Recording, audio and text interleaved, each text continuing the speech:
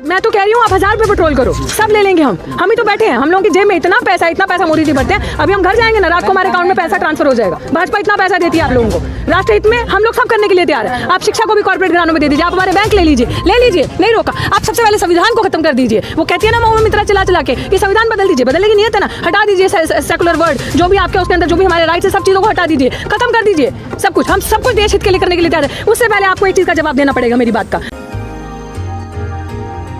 देखिए, हल निकालने की मंशा होनी चाहिए। जब हल निकालने की आपकी मंशा ही नहीं है, आप इंतज़ार कर रहे हैं कि या तो आंदोलनकारियों का हौसला टूट जाए, या तो जिस तरीके से 26 तारीख को किया इस तरीके का कोई और मूवमेंट करके, क्योंकि वो आपका सक्सेसफुल नहीं हो पाया, तो आपकी जब मंशा ही करप्ट है, आपकी मंशा में ही खोट है, तो आप कैसे चाहेंगे किसी चीज़ का हल निकल जाए। तो आपको, आपके लिए अपनी जिम्मेदारी, आपको आज बंगाल दिख रहा है, आपको आज चुनाव दिख रहा है हर जगह पे।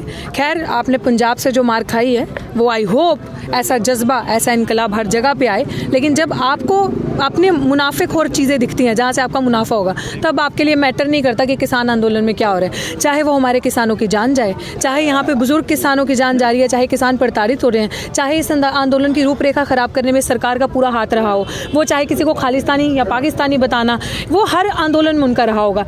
अब सबसे अच्छी बात क्या है, आपके सवाल से मैं कहती हूँ, अब जिसका पर्दाफाश होना है ना वो हो चुका है। अब ये जितना भी, देखो, ये डरा सकते हैं, देखो अब डरने भी नहीं वाले लोग, लेकिन ये क्या कर सकते हैं, वो डराने की कोशिश कर सकते हैं, धमकाने की कोशिश कर सकते हैं, आपके आंदोलन को खराब करने की कोशिश कर सकते हैं, आपको बदनाम करने की कोशिश कर सकते हैं। बस वो यही कर सकते हैं और उनके पास कुछ नहीं है। तो यही होता है जी, ये अब तक तो होता आ रहा है। वही तो मैं कह रही हूँ कि वो यही सारी चीज़ें कर सकते हैं, इसके अलावा उनके पास और कोई विकल्प नहीं है। डिपेंड करता है आप उस चीज़ को कैसे लें। जैसे किसी ने आंदोलन जीवी कह दिया, आंदोलन जीवी क्या उससे बड़ा टुकड़ों पे पलने वाला काम था। 2014 के पहले बापू की तारीफ कौन करता था? जब बापू से मुनाफा खत्म तो बापू को उठा के जेल में डाल दिया था, बापू के कुकर्म चिट्ठे सामने आ गए। कोई जवाबदेही है? कोई पूछ सकता है क्या उनसे? 2014 के पहले आंदोलन करने की हिस्ट्री किसकी सबसे ज़्यादा थी?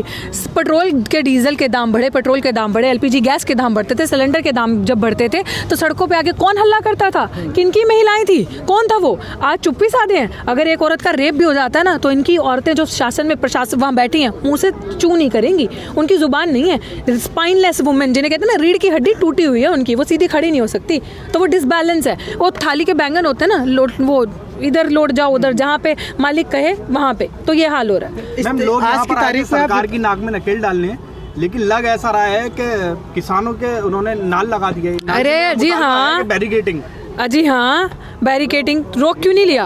कर क्यों, कुछ उखाड़ क्यों नहीं लिया? किसानों से जीतना आसान है क्या? मतलब किसान, आप कह रहे हो कि नकेल डालने आए हैं, ये आंदोलन इतिहास है अपने आप में। इट्स नॉट, मान लीजिए आज जीत नहीं है, कल नहीं है, परसों निश्चित है, लेकिन जो इस आंदोलन से अवेयरनेस और जो क्रांति हो रही है ना, वो आप कहीं नहीं देखेंगे। 30 साल के तो आप भी नहीं होंगे, 30 साल के तो आप भी नहीं होंगे। देखा 30 साल में, 25-30 सालों की हिस्ट्री में अपने इतिहास की देखा कोई ऐसा आंदोलन? देखी ऐसी मास जागरूकता?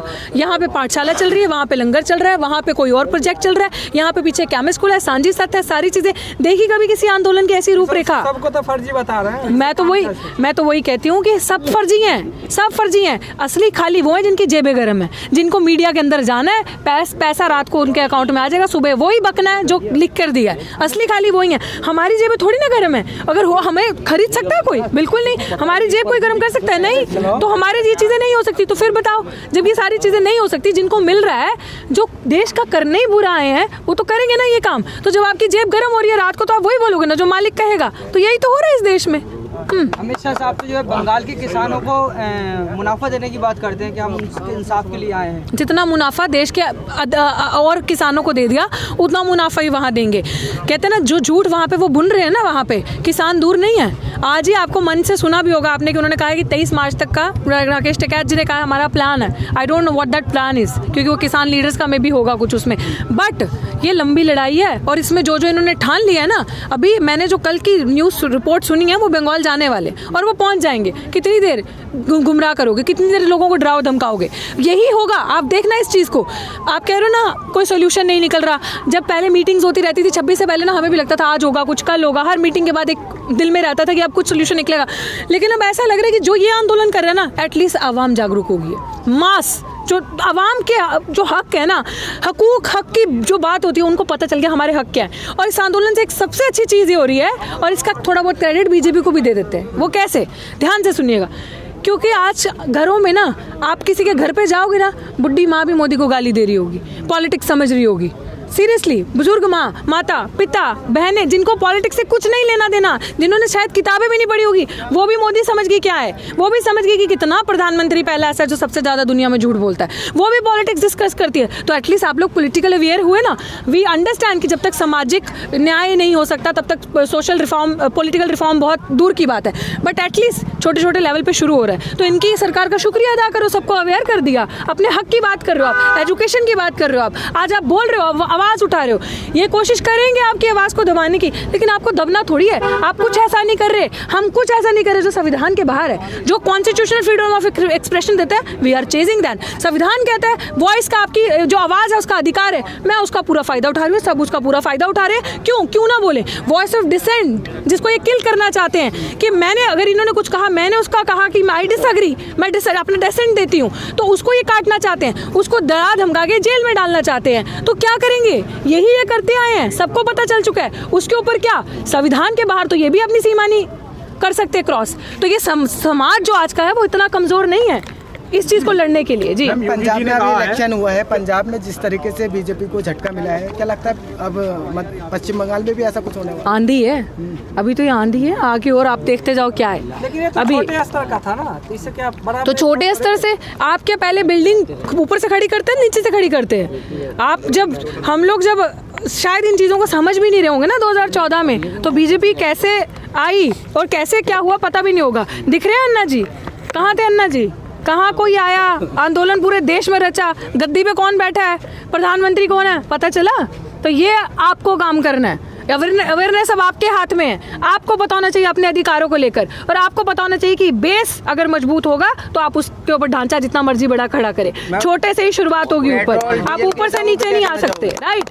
हाँ, डीजल के तो जो दाम बढ़ रहे हैं उस पे क्या कहना है? 80-90 पूरे 100, क्या कहना है? मुझे तो वही कहना है जो वो लाला रामदेव जो बार बार बोलता रहता था, मूर्ख इंसान, जिसने समझ पाए आप लोग वोकल फॉर लोकल, समझ पाए? अब भी समझ जाओ, नहीं तो शरीर के बदन से कपड़े भी जाएंगे और कहेंगे तो क्या होगा, महंगाई बढ़ गई, कपड़े उतारो, पत्ते पहनो। ये भी दिन दूर नहीं है। तो ये हम लोगों को समझना, आप लोगों को समझना है। ये चीज़ तो हमें समझनी है ना कि वो इंसान जो कहता आया था 35 रुपये में पेट्रोल, बच्चों को बोल रहा है। बच्चे क्या होते हैं? आप बच्चों की फाउंडेशन खराब कर रहे हो। मतलब अभी जब उनका बेस बन रहा है तब आप 2014 से बोलते हैं, गुमराह कर दिया पूरे लोगों को। असली बात यह है कि विपक्ष निकम्मा है। अगर विपक्ष मजबूत हो ना तो ये बात ही ना हो।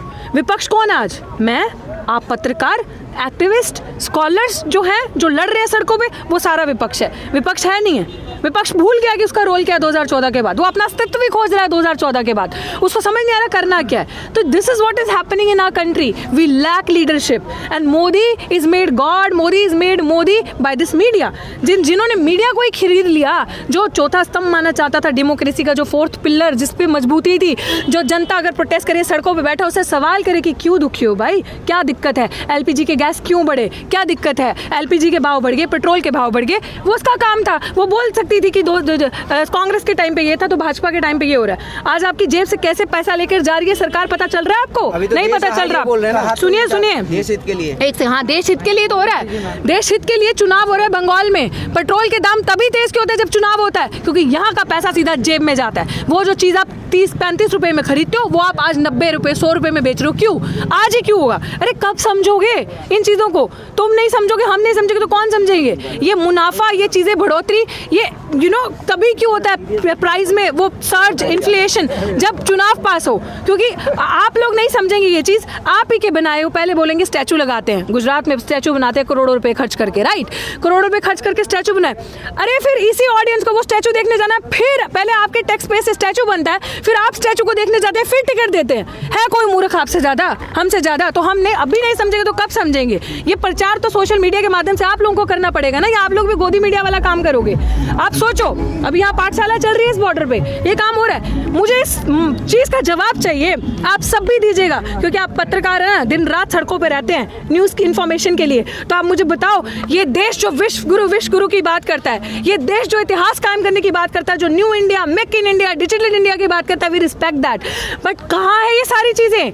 ये इस देश का प्रधानमंत्री जो अपने आप को विश्व गुरु का प्रधानमंत्री जो कहता है कि मैं ही सब कुछ हूँ, मैं ही हुक्मरान हूँ, जिसका 56 इंच का चीन सीना है, जिसके पास इतना पैसा है और इतना दिमाग है कि अपनी फोटो वो मंगल ग्रह पे, मार्स पे भेज सकता है अलॉन्ग विद भगवत गीता, उसी के देश में आप हालात देखिए कि मैनुअल स्कैवेंजर आज भी मैला जो नालियों में उतरता है वो अपने हाथों से गंदगी साफ करता है। आज भी शिक्षा नहीं है, रोटी नहीं है, रोजगार खाने को नहीं है। आज भी अगर आप देखेंगे लोग सड़कों पे सो रहे हैं, छत नहीं है। तो वो कैसा विश्व गुरु हुआ जब आप इतने महंगे महंगे कपड़े पहन के निकल सकते हैं, बड़ी बड़ी गाड़ियों में बैठ सकते हैं। जिस जगहों पे आप बैठते हैं, जिस जनता का वोट लेकर, उस जगहों पे वही जनता कभी नहीं जा सकती। और धरती तो छोड़िए, यहाँ इस देश में और इस धरती का भला क्या करना था? अपनी तस्वीरें, पब्लिसिटी आप मार्स तक वहां पे कर रहे हैं, जाकर वहां आप पैसा वेस्ट कर रहे हैं। इस ग्रह में तो लोग खुश नहीं है, इस प्लेनेट में लोग प्रताड़ित हैं। वहां किसकी जिंदगी आप ठीक कर रहे हैं? वहां भी अपनी शक्ल दिखा के किसका इतिहास बदलने जा रहे हैं आप?